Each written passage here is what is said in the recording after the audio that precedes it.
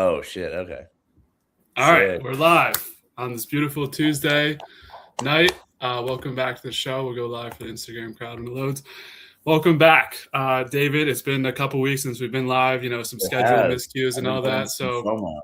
yeah, how have you been? And also, how has your House of the Dragon experience been? How are you feeling about the season as we head into the finale week next week? I've been good. I mean, we'll stick to Dragon. I made Okay. sure I was at a wedding on Sunday. As you know, I was making a big emphasis of no spoilers, and the wedding wrapped up. I think most people started. It was an earlier in the day wedding, so started Okay. around 3. So around midnight, the people that I was friends with started heading to their room. So naturally, I tuned into Dragon. Yeah, you're watching at what, like 3 a.m. or 4 a.m.?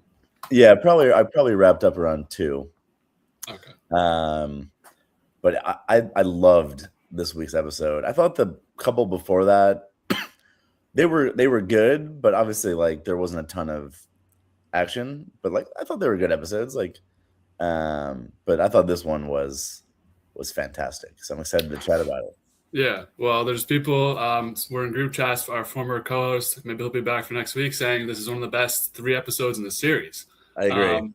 You agree? I don't. Well, I'd have to look at the layout of it. Like I feel like episode 1 was pretty strong this season. Season 2, you have the dragon stuff, and then So season 1, I Rook's just kind of Rest. yeah, I was doing some reflection. Rook's Rest, episode 4 of season 2. yeah. That's my favorite episode of the whole series. Okay. So my initial reaction, I know I texted, I said, I fear this might be my favorite of all the episodes. Upon reflection, I think it's either 2 or 3. I would say 2. The one that is close to it for me is episode 2 of this season when Rhaenyra takes the Iron Throne. I really liked that episode. So Okay. But I thought this one was fantastic. So I'm excited to chat about it. Yeah. All right, let's get into it. So I feel like, we have the big moment at the end of the episode with Ulf, but I feel like there's no other way to start this than talking about freaking Aegon is back. I think the last time we were on here, he had actually gone up to the dragon and Sunfire and had been like kind of coddling it. And we were like, what's really going on with that? Yeah. Nothing, we didn't really know what was going on. I saw a theory on Reddit that it was blood magic, that he had cut himself leading up to when he was going to Sunfire and that some of his blood spilled on. I don't know if it's true or not, but that was a fan theory. You know what would actually be super cool is when like this show's all over and we can just go read the books and see like what they was different and what was the same. So I did actually, not even a spoiler. Because I was reading on The Ringer. The Ringer put out this really good article after the episode this week, of all the major differences between the book and the show so far, and how the show is really veered towards a lot of differences. So I was curious, and I looked up Hugh and Ulf, and it seems like Hugh's arc in the book is the arc that Ulf is getting in the show. If that makes sense. Yeah. So it seems in the book that Hugh is he's like the brash, outspoken, not the rule follower. And obviously in the show, it's very different. He's kind of like the very, honorable. So I could be wrong, but it seems like Ulf is getting the Hugh treatment from the book. Yeah, I don't know. I mean, who knows what happened with the book, but your instant reaction to Aegon being back. Sorry, yeah, I went on a tangent. Yes. We'll circle back to Ulf in a second, yeah. but Aegon is back. I feel like that's the big storyline out of this episode. That was great. It was a great scene. The way it was shot was great with him and Tylan. They're kind of getting ready just to, take the L. And then, the last stand, yeah, Larry's, showed his true colors. That guy ain't built for shit. He's a pussy. You weren't the one who was saying that you like Larry's in the chat last night. No, I was not. There was a flurry of messages. I was trying to. Yeah, I'm a Mysaria fan. Okay, we'll definitely get into that later. Yeah, but I thought it was great. Like the way that the soldiers start backing off as Aegon's giving the speech, and you're like, "What's going on? What's going?" And then they show the dragon, and I thought it was great. I thought it was a great scene. I thought that was like peak Thrones moment right there. That's the standout to me from this episode too. And I haven't been a supporter of Aegon really throughout this entire series, but I'm kind of rooting for him at this point because it's like every angle you look, it's kind of fucked up. Like obviously you have Aemond kind of doing his own thing, and no one really likes Aemond. You have Daron, who you like a lot, but I won't say a lot. I like him. Or you like him, but he's Yeah. kind of under the rule of Ormond right now. He's got his little side thing with Gwen, but he's kind of has to follow what Ormond wants to do, and I don't like Ormond.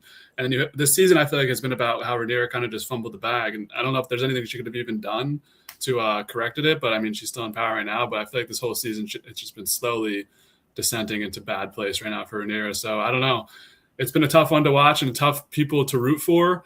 So at this point, what's the worst thing Aegon did? Like, maybe as a, you rewatched the show, right? What was some of the stuff that Aegon did was bad, but why we shouldn't root for him at this point? I mean, he was just as spoiled as you can get. He's hung all the rat catchers, I guess. Well, this is even before, as a kid, he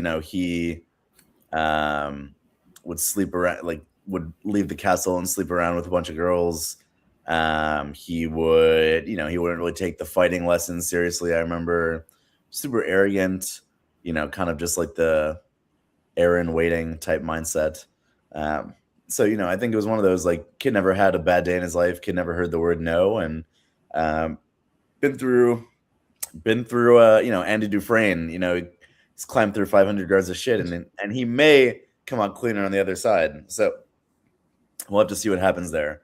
But so is this enough of a redemption for you to say you're rooting for him, or you still need to see more? I wouldn't go as far as say I'm rooting for him, but I'm not. I don't even know. Yeah, I wouldn't go as far to say I'm rooting for him, but I like his character arc, and I think he's a good character arc. So yeah, I thought that was a cool appreciate thing that they've done with him. And like I mentioned before, there's so many angles heading into this finale, and we can definitely talk about that, but. We have to stop for a comment from Will Kaufman. He joins the Instagram chat and says, thoughts on Alex EALA first title. Any thoughts on that? I don't know who that is. Okay, we'll move on. Yeah, so Aegon is back. He's got one Lannister with him. Larry's made a run for it. Any guesses on where Larry's is going to go or end up? He'll probably sweet talk his way back into Aegon's good graces. Yeah. I hope Aegon grows a spine. And potential hand of the king for Aegon if he's able to get back in. I think Tylan just secured that bag. Yeah, I think the odds flip there. The Westeros bookmaker odds. Larry's was a minus 2,000, and now Tylan just it was big time flip. And the Lannisters have the money, right? They've been keep talking about that. They've been trying to track him down to get the coin. They do. So. Yeah. Respect Tylan, honestly. Good story arc for him too. It was a good moment because you're kind of, I don't know, you're kind of the Lannisters were a bit of a joke in House of the Dragon so far. So this was kind of the first moment where you're that's the Lannister family that I know and love. Yeah. I mean, we'll just go storyline by storyline because I feel like there was actually this episode had so much stuff going on, a ridiculous amount of stuff. So we'll stick with Aegon. Earlier in the episode, we had him as saying, we kind of alluded to this earlier, but he's I want to form my own legacy, not run anymore. And then Larry's will apparently be the one who tells the stories of him. But I don't think he needs to do that anymore. I think the stories will tell themselves moving forward. But any thoughts on the approach from Aegon to be let's make one last stand. I'm building my legacy right here. I kind of like it because it was a good character moment for him. It's he's done taking shit. He's ready to kind of pull the bootstraps and, at least make something of himself. I think he realized that he's kind of lived a pretty embarrassing life, and there really wouldn't be anything to say about him. So I thought that was a good moment. Yeah, I like that out of him, and we'll see what happens in the future with him. All right, now let's go back to what we were talking about before. So this kind of came out of nowhere because I don't think Ulf really had a scene in this episode besides the last scene. We did see some Ormond Hightower stuff, but Ulf is now in allegiance with Ormond Hightower to continue on the theme of the NBA. He got traded. I saw that graphic, traded to the Team Green. I feel like this is heading towards an Ulf versus Hugh, one-on-one battle situation. And I don't know if that takes place next week. I can see that. Yeah. Because it's kind of the good side of the coin and the bad side of the coin and giving these common people the power. Yeah. I don't know who comes out on top of that. I don't know who we're led to believe. I feel like the show is Hugh's dragon really good. Both of their dragons are really good, I think. Isn't Hugh's Hughes is legacy. Vhagar? Maybe. I don't. There's too many of them to have like for me to fair. lock in on them. I know like Rhaenyra's is kind of shit, but Yeah. we'll have to see what happens. But Ulf now in allegiance with Ormond, so they flip a dragon. I believe. I think we've been chatting about that. Didn't I mention earlier in the season that something's gonna? Yeah, we've been happen. alluding that something's going to happen. It's been kind of obvious. They've been kind of showing that, like, slowly. And we didn't get to talk about the episode when Daemon kind of just, like, topples him in the street, like, even more adding on to the fact after he gets banned from the bar. He's pretty locked into Team Black. Yeah. I could be wrong, but, like... Well, there was that weird conversation with his wife last week that, like, I didn't really know what to make of that. I feel like I read that as, like maybe he'll... I really don't know. Like, I feel like I didn't even know how to read in that either, but I didn't read that at all. Like that was going to push him to Team Green. So. No, me neither, but I just didn't know what to like take from that at all. Yeah. But I feel like that's something that could happen because I don't think like Rhaenyra is going to be down there fighting on the front lines. Like obviously Daemon will be there, but maybe he's like has a bigger fish to fry, stuff like that. So I could see that taking place a little Ulf versus Hugh one-on-one, just because they've been kind of like those are the only two people we really see them with. The whole like Ulf went back to his boys in the bar and then he went to see his wife, but like we really only see them interacting with each other and then maybe Rhaenyra every now and then. So it would be like an Obi-Wan Anakin fight of like you are the chosen one. Yeah. And I've been thinking now that we're probably only have like 9 episodes after the show, like we have a lot of storylines to wrap up. There's so many characters. I tested that to you. That I was like, there's a lot of shit to cover. And I know how it ends. Like I know how this all ends. And like I know that there's a lot left to cover. That's all I'm gonna say. I don't know like what happens from now until the end, but I know what happens at the end, and I know that's gonna take what I would think more than 9 episodes. So I'm curious because what do you think about this over/under on next week's finale episode, an hour and a half runtime?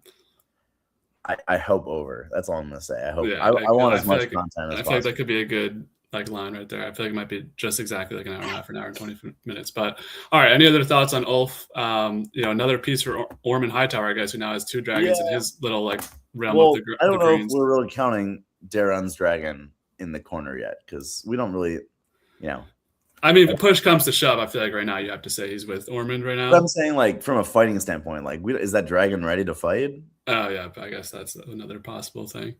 Like it kind of looked like a younger dragon, so who knows? But yeah, I'm excited for next. I mean, I think really next week's episode is going to solidify like, is House of Dragon a legit like blockbuster, or is this like a bum show? Like they can't fumble this because if it's the same thing as season 2, where like they end with like them marching off to war, I'm actually going to be like so upset. I'm I'm confident that it'll be war, but. Like it can't be like a lame ass fight, like I think they really need to end the season on like a bang, like some couple big deaths, some really big moments. I think they will too, but we'll see. Yeah. All right. Well, let's shift now to a big part of this season and episode, and a lot of people talking about this. We have Rhaenyra and Mysaria. So, you mentioned you're a big fan of Mysaria. Were you a big fan of this team? I'm a fan. Sorry, I like her. I think she's a good character. Hyperbole.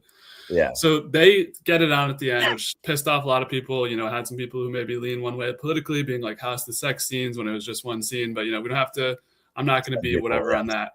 But it didn't bother me too much. I just. Run, if you're wondering. Who? Dansby Swanson.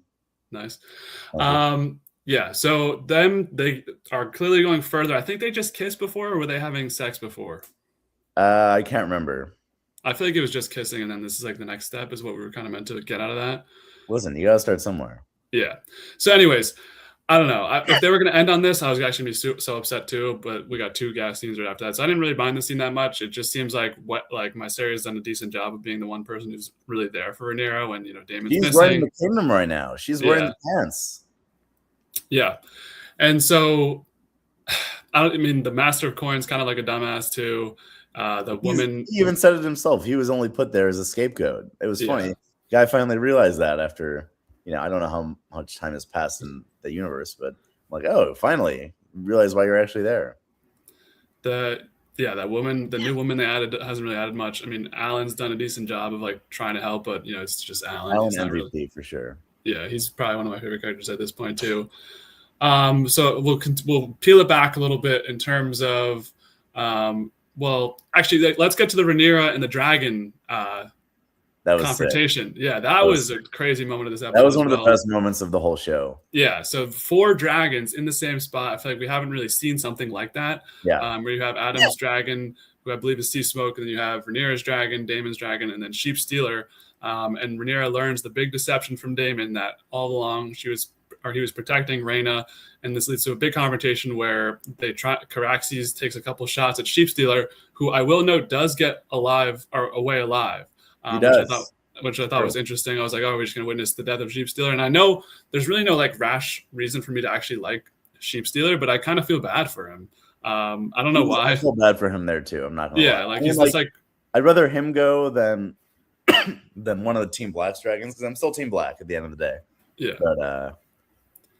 But I thought he could be, like, when we were talking about episode 1, I was like, he just has to be turned and trained, but I guess that's kind of just untenable at this point. I think Sheep Stealer's his own thing. Yeah, he's rogue. Fair enough. I mean, that's cool to have a rogue dragon out there flying. That's cool. I agree. Yeah. I wonder what happens to him, if anything. We'll see anything else from him, but he just dies peacefully of old age. Yeah. So I believe there was people out there searching for him. It ends up being Rhaenyra and Adam who find them when Daemon and Rhaena are having like their sort of confrontation. Yes. Yeah. That was a great moment where Daemon and Rhaena are chatting, and he's like, "Run!" I thought that was amazing. Everything about that scene was like peak. That was great, and she doesn't get far. But they switched out because I think it was Baela and Adam who we'll talk about later on. But they were looking, and then all of a sudden it's Rhaenyra. I was like, "Oh shit!" I don't know why Rhaenyra would even go to that, but I guess she wants to be a part of that. She wanted to go in episode 1 to help out in the gullet, so who knows what's going on with that. But this was probably top 2 scenes of this episode for me. Either this or Aegon. Show maybe. Yeah. Well, 2 top tier scenes in this episode with this and then the Aegon stuff. So awesome stuff right there. Sheep Stealer did hold his own 1-on-3. He did. I mean, he's bigger than the other 3, which helped. Yeah. I'm never sure, like, what's the size of Caraxes in comparison to, like, other... Is he, like, top 5 or, like... I think he's, like, a good size. I don't know. I don't think he's, like... he's no Vhagar, but I think he's, like, respectable. Yeah. All right. Well, that was fun. Any thoughts on Rhaenyra now? Is there a level of deception with Daemon, or is she just, this is my husband and this is how it's going to be? Because this is kind of a returning theme. The new reality that she has to face is that she can't afford to lose him, even if she doesn't trust him. Yeah. Well, trust him 100%. I feel like they always have that implicit level of trust. And what do you do with Rhaena now? I really don't know. I don't think she will get executed, but I don't either. Probably like a house arrest type thing, similar to like an Alicent and Helena type thing. In terms of Rhaena, I did want to give a shout out to Baela. When everyone's like shitting on Rhaena, she feels terrible. Obviously, she's felt terrible this whole time ever since the first episode. But Baela comes in and like kind of comforts her and like is like, "We'll start anew." I really like that at Baela. Who's like, I feel like Baela is always just there, kind of. I don't want to say like NPC, but I don't remember like a standout like Baela scene. Baela, she's been playing the brothers this season. I know. Well, we'll definitely talk about that. But I don't know. I like that scene out of Baela. I wanted to give a shout out to her just for that, helping out. And I do feel bad for Rhaena. I know she's kind of an idiot, but like she was just trying to help. She's probably like 15 or something. Yeah. It's tough. So tough stuff there, but great scene. It ends up in the dragon confrontation. Continuing on with Rhaenyra, I guess, then we can go to more White Worm stuff. So we see the council. It's a mess again. Daemon's not even there. The coin guy's freaking out. We kind of talked about that. No word from Harrenhal. We'll get into the Harrenhal situation, but they haven't heard from the soldier they sent with Alicent. And then the White Worm starts sowing these seeds of doubt about Daemon. I think we both agree that that's not really going to come to anything fruition. I think she's going to end up like trusting both, probably. Yeah, I would agree. Okay. And then at the beginning of the episode, last Rhaenyra thing was her kind of forcing Helena to try and tell her what's going to happen in the future. I feel like that's always a bad idea of trying to learn like what your future is going to be for sure. And I would concur. Yeah. Helena hasn't even seen too much. I definitely want to get into more with Helena later on, but I don't know. I feel like that's kind of a bad idea. And I respect with Helena just being like, fuck you. She's like trying to sew and shit. And then Rhaenyra puts it down. So we'll have to see what happens between those two. I always forget that Rhaenyra Stingley like the sister of all those Yeah. kids, which is crazy to say. All right, so back to White Worm. Just her standout scene in this episode is with her talking to common folk. Give us your take on this scene here, where she's like in the with a place where Rhaenyra does the petitions. She's like, maybe you should do these petitions, and then she's kind of like gassing herself up. But the common person does not like that, and says she kind of sold out. Yeah, at least that's how I saw it. She's wearing a robe that's worth more than that whole woman's salary for a year, so or however much she makes in a year. I thought that was a good scene. I feel like she's lost her ways a little bit. She came from nothing, and now she's basically hand of the queen. So I thought that was a really good scene. Yeah, I mean, just kind of shows how people take a look at you once you make it in this world. Okay. That's a very, very good point. So I guess the next biggest thing to tackle is, do you want to go towards the Helaena or do you want to go towards Aemond? You're in charge, brother. You're in charge. Let's talk about Aemond. It's been weird. This is giving like Daemon end of season 2 vibes. Where like I thought something was coming. Let's just say I'm not booking Vacation to Harrenhal anytime soon. Me neither. I don't know why these guys are like sticking like multiple episode stays there. I think we've learned with Thrones. Everyone's learned by now. No one's dead until you literally see blood gushing from their throat, and even at that point, you never even know because Jon Snow got brought back from that. So I think obviously he's alive because that wouldn't be how he dies. I don't know what's going to happen. Frankly, I really don't know. Well, I knew for sure he was alive when he walked in, and Alice is like, "Oh, you're so dumb." Like if she was like freaking out, crying, like she definitely has a way to like patch him up for the poison, which will make an interesting thing right there between him and Alicent. But I don't know where this is going at all, where Alicent really has no way to escape, it seems like. And people are talking about like a love triangle. I saw that floated today on like Twitter somewhere. I was like, I don't really think Alicent likes any of these people on this island. She's trying to get rid of them. Yeah. But yeah, what do you think about Alicent? Her guy gets killed right away and she goes to poison her own son. I mean, it's kind of been alluded to that she tried to send him into the fire earlier in the season with that like sort of sabotage game plan. So I think she just wants to get this over with, but she doesn't. It's weird. She just wants to go to the retirement home at this point. She's ready to go to whatever the equivalent of South Florida is in Westeros. I think it's Old Town is where they're from or something. Well, she doesn't even want to go. She doesn't want to go. She put her on a beach in Dorne. She's a happy girl. Yeah, with Helaena and the daughter of Helaena. Yeah. I don't know what her agenda is because she knows at least that Darren's still alive out there somewhere, and obviously no one really knew that Aegon was still alive. But she wants to just kill Aemond off. I guess that's her way of like finding peace in the universe. I don't know. To poison your own son though, that was pretty tough. Yeah. And what do you think about a flashbang of a scene at the beginning with Alicent in bed with Aemond? Did you think that was real for a second? That was a bit much. I'm not going to lie. That was a little much, yeah. Even for Thrones, that was a bit much. I was hoping that was fake, and luckily my wish came true, but very gross. That was disgusting. Yeah, and I don't know.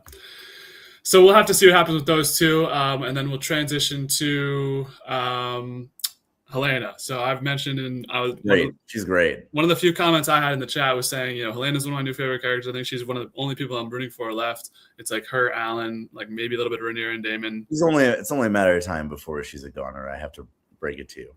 Why? I don't have a spoiler there to be clear, but that's just my prediction. I think she's. I think she has one of the most longevity left. She saw visions in the future that we're nowhere close to accomplishing. Yeah, but visions can be wrong. In Game of Thrones? Yeah, I think she's a goner. I don't. I think she's going to make it for the long haul. But I thought this could be some point in season 4. I don't know. I'm not saying. Yeah. Well, there's only 9 episodes left. I don't know who's going to, like, that's what I'm saying at the end of this too, is like, who's going to make it? Who's going to be dead? Blah, blah, blah, blah. But I love the dream sequence. Her dragon's beautiful. winter is coming on the third one when she's out in the field with her kids, and then it gets super cold super fast. That's what I took away from that. Was that your? That is also what I took away. Yeah. So I think winter comes at some point. I think they mentioned that in the Game of Thrones series as well. We see her having her baby, which good for her. She'll have that. So hopefully, I'm hoping that vision comes true because I want to see her use her dragon, and I'd also like to see winter come like back in the prehistoric days. So that'd be cool to see those things go down there. So yeah, I already mentioned about Bela. We have Corley's content this episode. Corley's lose. I was a little bummed that they didn't do much, and then obviously they cut off his finger, which I thought was a pretty good scene.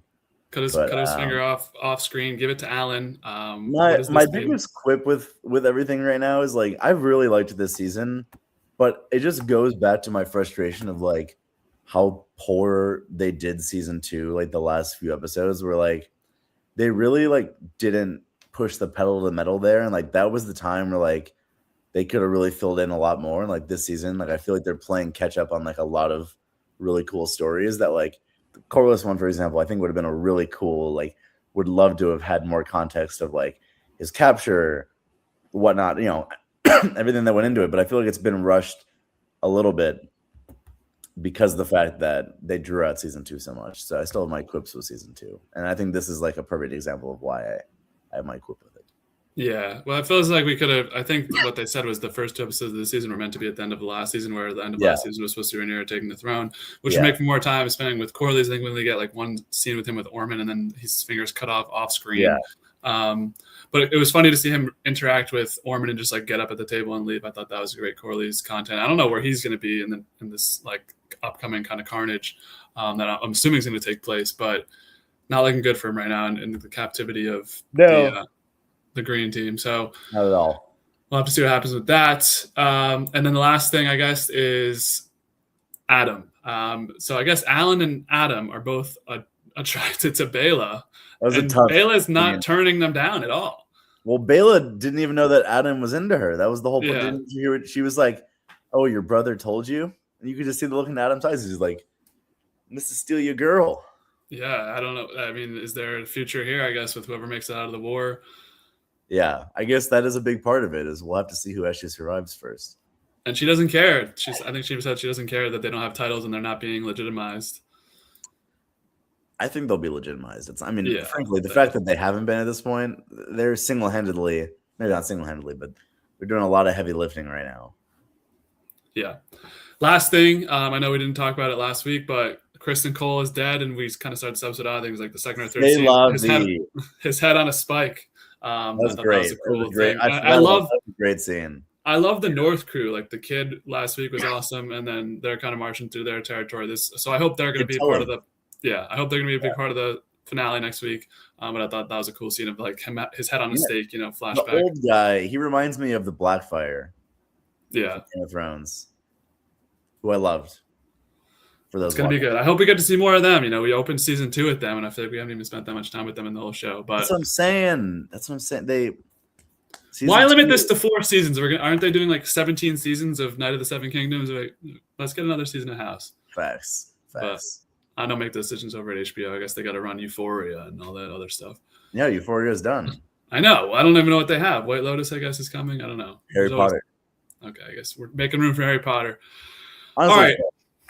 Any other thoughts on this episode before we get to our? I thought it was great. I really came out of it with no complaints. Yeah. If every episode was like that, I'd be a super fan of the show. What do you know? I already am a super fan. Yeah, I was gonna say, what do you know? There's nothing better than a nice summer night. It kind of gets a little chilly out. The sun goes down. Not chilly, but like it's not sunny anymore. Out here in North Carolina, brother. Okay, whatever. You put the AC on. It's night out. You see the sunset, and you're watching freaking House of the Dragon. For me, that's episode 1 because that's this nostalgia of just like being back and being like, oh, episode 1 was great. But dun, dun, dun, dun, dun, hearing the theme song again. I got episode 1 over this one slightly in the grand scheme of the season, but that might be a hot take. I have a lot of clips about you. That's not one of them. All right, great. Well, let's see if you disagree with these accolades of the episode. Hopefully, you took your notes for biggest winner and biggest loser. So we'll start with you. It's got to be Aegon. I mean, is there any possible answer other than the guy who just brought his dragon back from the dead? Well, I also said Aegon. I thought that was a pretty easy one, but I did have an honorable mention. I said Ormond. He turns Ulf. has Corley's in his possession, gets the finger threat. I mean, it's not as big as Aegon. Obviously, he has a dragon. He's ready to go. But Ormond, I feel like, made some good moves this episode. He's losing Darren. Darren, he's not. Yeah, but I'm not. I don't think I'm inspired by this like Darren Gawain duo. Like I'm not sure how much they're going to be able to get done. Hate at your own risk. Hate at your own. I'm not risk. hating. I don't see the vision right now. Maybe I'll be proven wrong. Fair. All right. Well, let's go to biggest loser then, since we were in pretty. Did you have any honorable mentions for biggest winner? I feel like not a lot of people made good moves or had good things happen to them this episode. I'm trying to think. I'm just trying to like in my head. I guess Ulf could have Driftmark if the greens come out on top. He could be a potential winner, but I guess Ulf's not getting Driftmark. We already know that's not happening. The guy can't run shit. I would say. Mysaria was a big winner of this episode. I feel like she just flexed the power again. Yeah. That's a decent shout for honorable mention. It's obviously Aegon, but yeah. All right. Yeah. Biggest loser. It's one that I've been saying a lot every time we at least talk about the episode. I'm going to go with Rhaenyra again. It's slowly. You're a record player, man. I know. I'm sorry. I do have some honorable mentions for this one, but I have 3 honorable mentions. But I feel like it's to me, when I think biggest loser and the most impact, it's just Rhaenyra, because this whole season has really just been leading to her downfall. Yeah. As ruler of the kingdom. Unique. Yeah. I'll say Rhaenyra, but give us a different perspective. I'll say Daemon would be mine. Okay, Daemon wasn't even on my list as an honorable mention. Yeah, I would say just kind of got really caught up in a pretty bad lie to get caught up in. Not his best look. I would say some other losers. Corlys, anytime you lose a finger, yep, can't be deemed a winner. And prisoner. Prisoner, yeah, the POW. Who else would I say the losers were? Here's one. I think you're gonna like this deep pull. Alis, Alys, however you say her name, Alis. Yeah, Alis River. Because she was thinking she's gonna run the world with Aemon, and then all of a sudden here comes Alicent to fuck up. Well, I would say Aemon is a loser also. Yeah, he was on my list as well. Yeah, he's a good. Mentions for him, and he's sucker for his mom. Listen, I love my mom, but not if she's trying to prison her. Yeah. Yeah, I mean, there were a lot of losers this episode. It's been a lot of losing this season. I feel like not a lot of people making good moves. I would say a big loser. This is kind of a deep cut. Larry's strong. It's like dip at he sold right when bro just blew Hand of the King. Guy sold Bitcoin right before it went to literally. Guy had GameStop. He was holding on to it from 2008 to 2020. And he sold it right before the GameStop stuff, basically. So yeah, that's a good one. I didn't even think of that, but I do think he will get back in good graces. He just blew a 2004 Yankees lead 3-0. He blew a 3-0 lead, not even a 3-1. We don't need those people attacking us right now. No, we do. Oh, yeah, we kind of. Well, you like that. But that's a good pull. But I think ultimately, I'm not going to be willing to put him up there just because I know he's going to get back in the good graces. Most likely, it's like I don't know.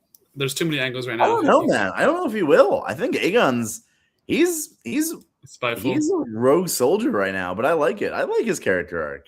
I don't like him as a person still, but I like his character arc. I think Larry's is adaptable to be, even if like Aegon makes him his bitch. He'll like he's trying to be like the Littlefinger, and Sansa had her breaking point with Littlefinger. Maybe this is Aegon's breaking point with him. I just thought of this. So remember, Daemon in the early episodes when they killed Otto, Larry's hid Otto for them in the back cellar. So does he run back to King's Landing and try and join up with that crew? Because I don't know if they know he's like a piece of shit. No, I think doesn't Helena or not Alicent say that they fled the kingdom together? I don't know. I think Team Black is unaware of his deceptions, and he was House Strong, who was Rhaenyra's like true first lover. Well, not first lover, but like they had all the kids together. I think there's a potential. That's a good. I think there's a chance. Yeah, I think there's a chance he runs back to King's Landing. All right, let's get into favorite character. So this is your personal perspective. Who is your favorite character of this episode? In a vacuum, I would say my favorite character, not considering any other episode of the show, would be Aegon. Fair. Obviously, had a great moment, but I think this was another good Darren episode. I think he's. I don't see this vision personally, but me the Daron and Mysaria lover. I'm at odds with you and my friend on the right. I'm fine with Mysaria. I think she's a good character, but Darren's just the like definition of NPC to me right now. He's not giving much. Fair. I think I'm making more of a bet on him. Yeah, the future. Trying to catch the future. All right. Yeah. Actually, I'll put Alicent in there too. I thought that was like kind of like pretty cool that she would like poison her own son. She's like doing what's best for the kingdom.